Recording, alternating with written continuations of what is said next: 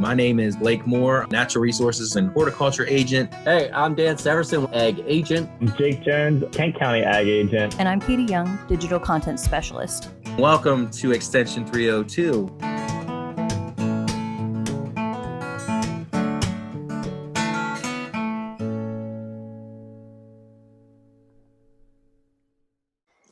Well, good day, guys. Welcome to Extension 302. Today we have our special guest, State Auditor Kathleen McGuiness.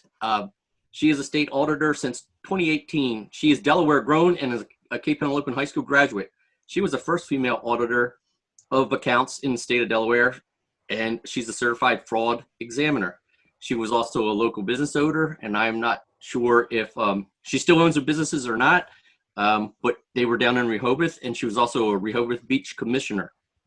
So, Auditor Kathleen McGuiness, how are you today?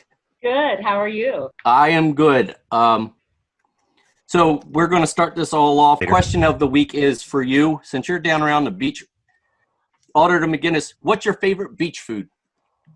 French fries. You can't go wrong down there. There's a lot to choose from. You are a politician.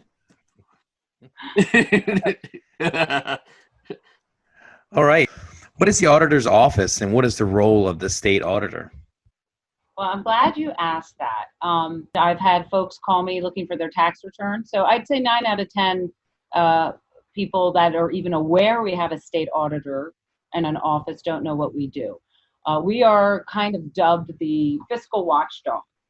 This is an elected office for 4 years. We want to make sure that your tax dollars are spent the way they were intended.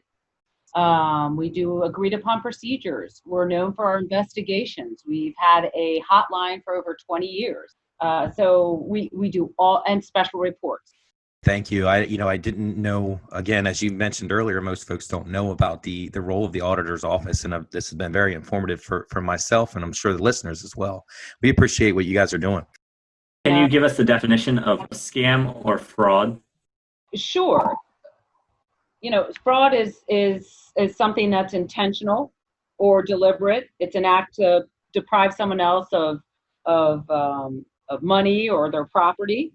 You can have internal fraud inside of an agency or an entity, like from an employee or a manager or someone else. And then you can have external fraud. And there's all kinds of, fraud schemes, tax schemes. So there's so many examples I can give and talk about, but and we recently just had a town hall focusing on fraud where we partnered with the Better Business Bureau and the Department of Justice, because all of us, whether you're government, private, or nonprofit industry, we all probably have experienced some amount of fraud, waste, or abuse in our lives. So, Auditor McGuiness, what types of scams and frauds are most prevalent right now doing in these uncertain times? Well, are we seeing anything that's really open? So I'm sure during any pandemic or crisis, we are known to have a higher or a larger uptick of fraud, waste, and abuse. And right now we have the coronavirus. And with that being said, there's all kinds of scams going on, testing kit scams, or there's price gouging, stimulus check scams, all types of things that are happening right now. And it's usually involving this current crisis with coronavirus, but a lot of people like to prey on the vulnerable and the weak. And as you know, a lot of us are listening to the news all the time because we want to know what's going on. We want to know what modifications are happening. We want to learn more about how to keep our family and ourselves and our friends safe, or how to be safe when we're doing something as simple as, going to the grocery store. So people are always looking for ways of how to prey on the weak. Thank you. Would you say that most of these folks that are engaging in this type of thing, is it usually external from the state, or is it internal, or is it like really just all over the place? You can't really pin down exactly where all these are going to end up coming from. I think it's all over the place. I don't know if anybody's ever measured or done a study of internal and versus external fraud. What are some tips that you can give to Delaware citizens on how to avoid some of the fraud and scams that they may run across? Well, I mean, when you get something in the mail that says, it's no different than, it's just more of a focus on coronavirus right now, get free money or sign up here or give us your personal information and we can get you, we want your social security number or your credit card. All of those things, if it doesn't feel right, it probably isn't. Avoid the robocalls, your websites, clicking on links. There's so many things right now that we might think are appropriate or news or helpful or scientific in relation to COVID, but it actually is not. They're scams. And believe me, there's enough people that click on them. I think they said 7% of people will click on anything. They'll click on anything on a computer. And we're all, especially now in this technological world, especially with so many of us using VPN and working remotely, our office is not shut down. We haven't skipped a beat. And we were fortunate enough to already have the VPN access. But I will tell you, there's all kinds of scams, frauds going on now, and we all have to be very aware of what's going on to avoid these scams. So you touched on avoiding scams. Is there anything Delaware citizens can do to protect themselves from scams and frauds and maybe prevent them in the first place? There's frauds and scams everywhere. The best way, I would say, to protect yourself would be to, awareness, education, reading, staying up to date with the latest scams that are out there. I mean, we put out brochures. We have things on our website. The way we deliver our message now is very different. Some folks are interested and will read certain articles, some will not. So we do a one-page hot sheet of what the engagement is, why we did it. Here's our findings, if any, and here's our recommendations. And then people can hyperlink to the article. You can learn a lot about what's going on in state agencies sometimes when you read our reports and go, wow, I never thought of that. Oh, so you brought up, so before I get to my questions, because I take notes as we do this. So can you give our listeners your website that they can go to get the hot sheet? So Absolutely. And we can send you a blast through Constant Contact. So please sign up. We don't inundate you with a bunch of junk. It's auditor.delaware.gov. And then we also have developed, remember I talked earlier about great ideas from other states. So we developed the first ever fraud app for the state of Delaware in my first year of office, which was last year, 2019. So on any mobile device, if you type in fraud.delaware.gov, a little icon will pop up. You don't have to pay for it. You don't have to upgrade it. And it's really easy, about 5 or 6 swipes across, and you can anonymously as well report fraud that way if you'd like to do that. And then we have our fraud hotline. So any of those ways you can get to us, you can interact with us. I really encourage folks, though, to go to auditor.delaware.gov and sign up, and you will be able to keep up to date with the latest and the greatest. I think that's great for our people in Delaware. So you're anonymous and you have a tip line. So how does this process work? You get a ring, and you get a tip. How does it proceed? Okay, so we actually even get regular mail. Oh, Send us anonymous mail, believe it or not. Absolutely. You can go to our auditor.delaware.gov site. You can use the fraud app. You can also call 1-800-55-FRAUD. All these will get logged into a certain folder that only certain people have access to. And this is our fraud hotline group. And then we meet once a week at least, and we triage, and we do our due diligence. Sometimes, you look at certain items and we think, wow, we need to do a little more research. And it can take a while for other people to get back to us to get information we need. Sometimes it leads to an investigation or an audit. And a lot of times it can get referred to another agency. So we're used on many platforms to get people connected with the right department or agency to either get their question answered, or ask a question, or find some remedy. Well, I think that leads into, I guess, the main question I was going to ask until I got taking notes. But so where can one go to get help if they feel they've been involved in a scam or a fraud? Is that you guys handle it, or even if you get the tip, Yes. you like you said, you can refer them to like the Department of Justice or whoever. Absolutely. And many of us agencies refer back and forth, and we work, we have a nice collaboration and a partnership where, they might say, hey, this belongs in your wheelhouse. We take it, we log it. Everything is logged. Everything has a description. Everything is accounted for. Again, this is a very big part of this office, and it always has been long before I got here. I just updated the process.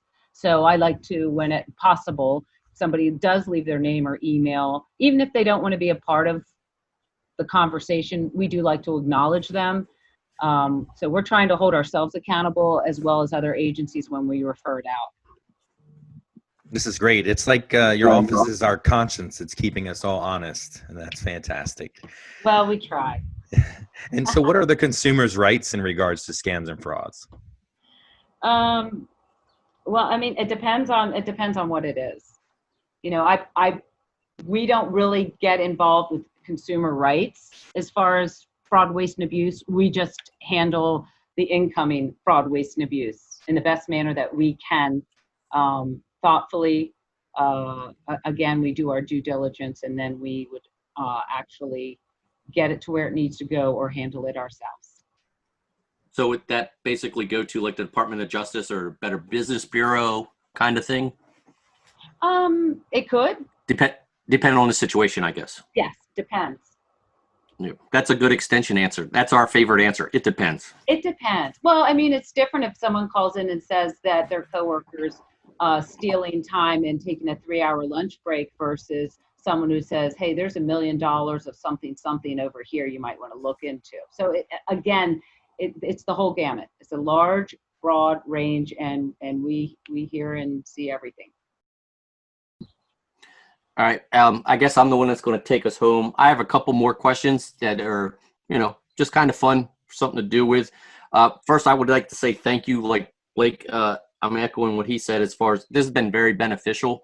I'm sorry. I tried to log into when you had your Facebook Live with the BBB and Alan Ratchko at the Department of Justice. Yeah. It just was not working well that day somehow, internet. I'm in Cecil County, so something was going on. But that's how we got together to get this idea. And I thought it was a good thing to fit. One last question. Well, first of all, so I want to know how true Delawarean you are. So do you go to the beach, the ocean, or the shore? Oh, come on. I go to the beach. I'm at Rehoboth Beach. I was born and raised. Okay. But I just have to know, I am Delaware true and true. I have relatives in every piece of this state. My dad was born in Wilmington, and family. He was like his generation was the first to actually go to college. My mom's parents my grandmother sold eggs, and my grandfather. We were in Millsboro on a chicken farm. It's not very exciting, but always service. Rotary now. 4-H back then, so I've done it all, but very Delawarean, Eastern Sussex County, and that's where I am right now still. I mean, I'm in Dover today in the office, so it's not a bad drive, but very Delawarean, and I could eat chicken every day. How about that? Well, yeah, and you can't say chicken's not exciting when you're in Delaware. Chicken's very exciting in Delaware. So before we waste any more of your time, is there any final thoughts that you would like to put out there for our listeners?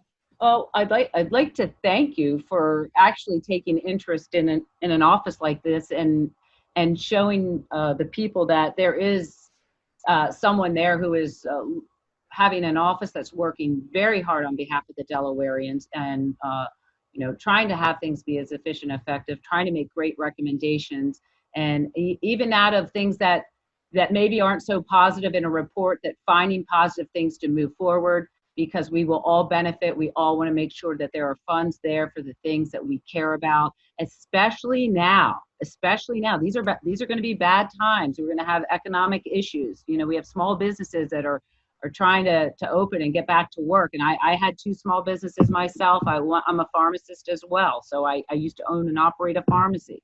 So these are very critical times. I think now more than ever, we want to make sure that these monies are getting to the businesses, that these monies are spent as intended, and also that we are working as efficiently and effectively as we can for all Delawareans. And I appreciate you all thinking that this is a worthy office to be on your show. Well, thank you. We're just starting out, and we want to do the best we can for everybody that's out there. So, you guys, what else you got? Take us home. Yeah, no, I say thank you again, and you know, I can appreciate a Sussex County born and raised person. I'm from Bridgeville.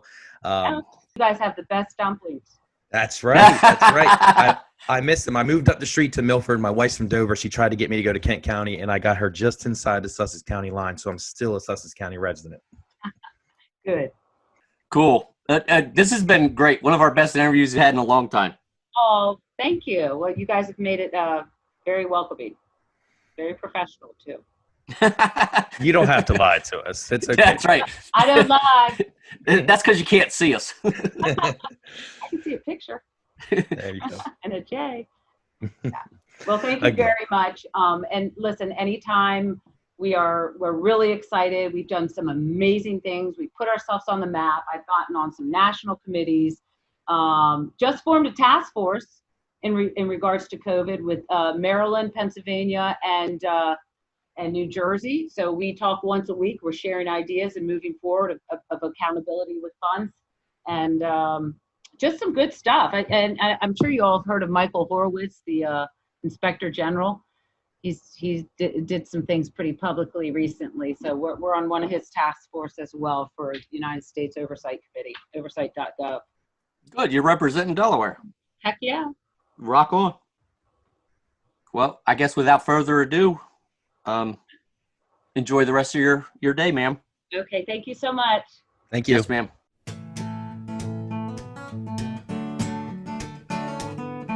This podcast is for educational purposes only. The views expressed by both guests and hosts are their own, and their appearance on this program does not imply endorsement by the University of Delaware or UD Cooperative Extension. We hope you've enjoyed today's episode and will come back for more. In the meantime, please subscribe, visit us online at udel.edu/extension, and join us on Facebook, Twitter, and Instagram at UD Extension.